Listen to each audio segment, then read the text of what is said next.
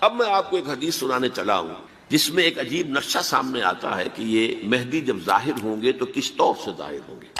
ان کے ظہور کی کیفیت کیا ہوگی، کیف یظہر۔ یہ روایت ہے حضرت ام سلمہ سے رضی اللہ تعالی عنہا، حضور کی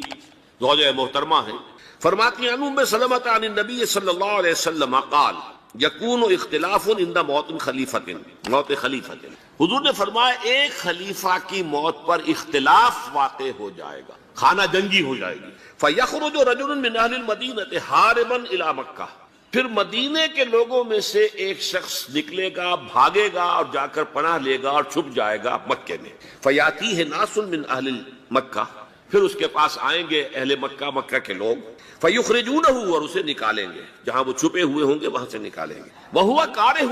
اور وہ بالکل اس کو پسند نہیں کر رہے ہوں گے، نہ وہ خواہش مند ہوں گے کہ ان کے ہاتھ پر بیعت کی جائے، نہ وہ یہ چاہیں گے کہ وہ میدان میں آئیں اور ان کو جو ہے اپنا لیڈر مانا جائے، وہو کارہ،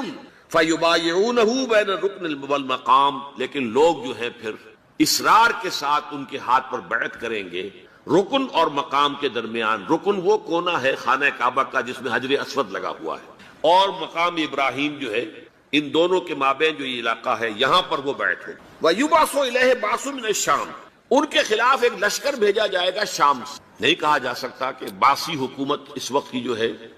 اس کی طرف سے کوئی مسئلہ اس طرح کا اٹھ کھڑا ہو، اس لیے کہ ابھی تو بہرحال باسی حکومت وہاں ہے۔ فَيُخْصَفُ بِهِمْ بِالْبَيْضَاءِ بَيْنَ مَکَّہ وَالْمَدِینَةِ، لیکن اللہ تعالیٰ اس لشکر کو مکے اور مدینے کے درمیان وادی بیضاء میں دھسا دے گا زمین کے اندر، پورے کے پورے لشکر کو۔ فَإِذَا رَأَى النَّاسُ ذَلِكَ، جب لوگ یہ دیکھیں گے کہ اتنی بڑی نشانی ظاہر ہو گئی، أَتَاهُ أَبْدَالُ الشَّامِ وَعَصَائِبٌ من العراق فَيُبَايِعُونَهُ، اب شام سے سارے کے سارے جو اولیاء اللہ ہیں وہ بھی آئیں گے، اور عراق سے جوق در جوق لوگ آئیں گے اور ان سے بیعت کریں گے۔ وَيَعْمَلُ فِي النَّاسِ بِسُنَّةِ نَبِيِّهِمْ، پھر وہ عمل کریں گے لوگوں کے مابین، حکومت کریں گے اپنے نبی کی سنت کے مطابق۔ وَيُلْقِي الْإِسْلَامُ بِجَرَانِهِ، اور اسلام اپنی گردن زمین پر ٹکا دے گا، وَالْأَرْضِ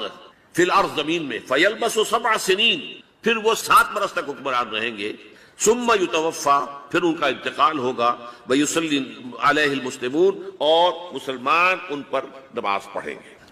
یہ جو میں نے آپ کے سامنے نقشہ کھینچا ہے، اس سے اب میں ایک نتیجہ نکالتا ہوں، اسے بھی میرا گمان کہیے، اختلاف بھی کر سکتے ہیں آپ، اگر اس کو وزنی سمجھے تو قبول بھی کر سکتے ہیں۔ وہ یہ ہے کہ میرے نزدیک ان کے ظہور کا وقت قریب، اور اس کی تھوڑی سی بعد میں مجھے معلوم ہوا کہ جین ڈکسن غالباً نام ہے امریکن اس کا، جس نے یہ پیشن کوئی خبر دی تھی کہ 1962 میں عالم عرب میں ایک بچہ پیدا ہوا ہے کہ جو وہاں کا نقشہ بدل کر رکھتے۔ یہ جین ڈکسن کی غالباً پیشن گوئی ہے۔ بہرحال مجھے اس کی پیشن گوئی سے کوئی دلچسپی نہیں ہے، میں تو جو احوال دیکھ رہا ہوں، یعنی اسرائیل کا قائم ہو جانا، اور اس کے بعد اب یروشلم کا مسلمانوں کے ہاتھوں سے نکل جانا، اور اب گویا کہ وہ الملحمۃ العظمیٰ جو ہے تلی کھڑی ہے، کسی بھی وقت جو ہے یہ جو ہے وہ لاوا پھٹ سکتا ہے، آتش فشاں پھٹ سکتا ہے۔ تو یہ تمام حالات ایسے ہیں کہ جن کی وجہ سے میں سمجھتا ہوں کہ ایک تو جو قرآن مجید کے اشارات میں نے آپ کو بتائے، 14 صدیاں 14 دن میں چاند کا پورا ہونا، والقمر اذا اتسق، 14 دن میں 14ویں کا چاند۔ اسی طرح اب یہ 14 صدیوں کے بعد یہ صدی جو 15ویں صدی ہے، یہ در حقیقت ظہور امام مہدی کی صدی،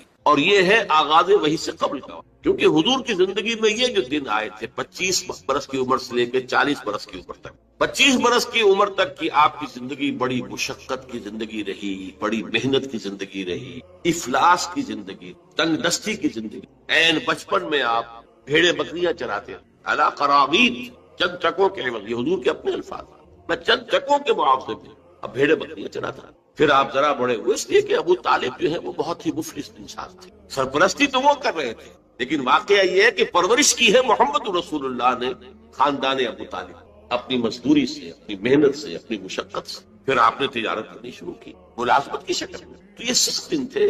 وَوَجَدَكَ عَائِلًا فَأَغْنَىٰ، پایا اللہ نے آپ کو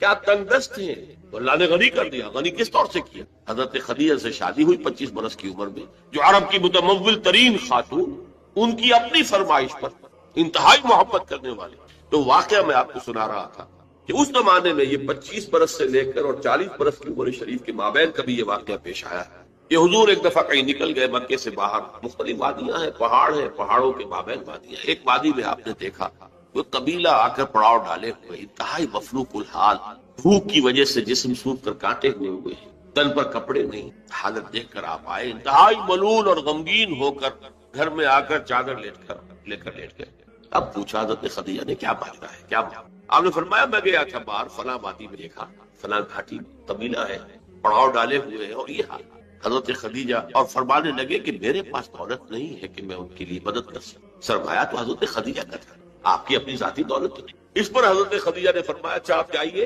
اور بڑے بڑے قریش کے چند سرداروں کے نام دیے کہ ان کو بلانا ہے۔ حضور گئے، وہ سب آ گئے، اتنی دیر میں اتنا بڑا ڈھیر اشرفیوں کا حضرت خدیجہ نے لگا دیا کہ جب حضور آ کر بیٹھے تو اس کے پیچھے چھپ گئے، اور پھر کہا ان سرداران قریش سے مخاطب ہو کر آپ سب لوگ گواہ رہے، میں نے یہ ساری دولت محمد کے حوالے کی، وہ جیسے چاہیں اسے خرچ۔ تو ایسی بیوی جس نے ساتھ دیا، میں اگر اس موضوع پر چونکہ میرے کچھ خاص احساسات ہیں اس میں وہ بیان کروں گا تو پھر بہت وقت نکل جائے گا کہ حضرت خدیجہ رضی اللہ تعالیٰ عنہ کا کیا مقام تھا جسے ہم میں سے اکثر نہیں جانتے۔ ہمارے ہاں تو جیسے ہے گرفتار ابو بکر و علی ہوشیار باش، یا ابو بکر کی فضیلت رضی اللہ تعالیٰ عنہ اہل سنت کے نزدیک، یا اہل تشیع کے حضرت علی کی فضیلت اسی میں ہے، گرفتار ہے، اسی میں جھگڑا ہے۔ اسی طرح عائشہ اور فاطمہ کا جھگڑا ہے۔ ایک گروہ ہے کہ جو حضرت عائشہ رضی اللہ تعالیٰ عنہ کو بہت بلند کرتا ہے، اونچا رکھتا ہے، دوسرا گروہ ہے جو حضرت فاطمہ رضی اللہ تعالیٰ عنہ۔ لیکن یہ کہ حضرت خدیجہ الکبریٰ کا ذکر نہیں ملا، بہت کم نہیں۔ بلکہ میں نے جب ابھی شاید 2-3 سال ہوئے جب میں گیا تھا ایران، اور وہاں کے اچھے مشاہدات میں سے تہران کے ایک یہ بھی تھا کہ انہوں نے خالص خواتین کی یونیورسٹی قائم کی، اس کا نام رکھا جامعۃ الزہراء، حضرت فاطمہ رضی اللہ تعالی عنہا کے نام پر انہوں نے یونیورسٹی قائم کی۔ تو جب ایک ملاقات میں ان کا وہ ٹاپ کا سٹاف وغیرہ جمع تھا یونیورسٹی کا، میں نے کہا کاش آپ نے اس کا نام جامعۃ الخدیجۃ الکبریٰ رکھا ہو، چونکہ میں نے کہا دیکھیے یہ سنیوں اور شیعوں کے مابین مدرسۃ العائشہ للبنات، یعنی جو بھی کوئی رکھے گا یہاں پہ مدرسہ بنائے گا سنیوں میں سے، خاص طور پر اہل حدیث جنہیں عرف عام میں وہابی کہتے ہیں، وہ حضرت عائشہ کے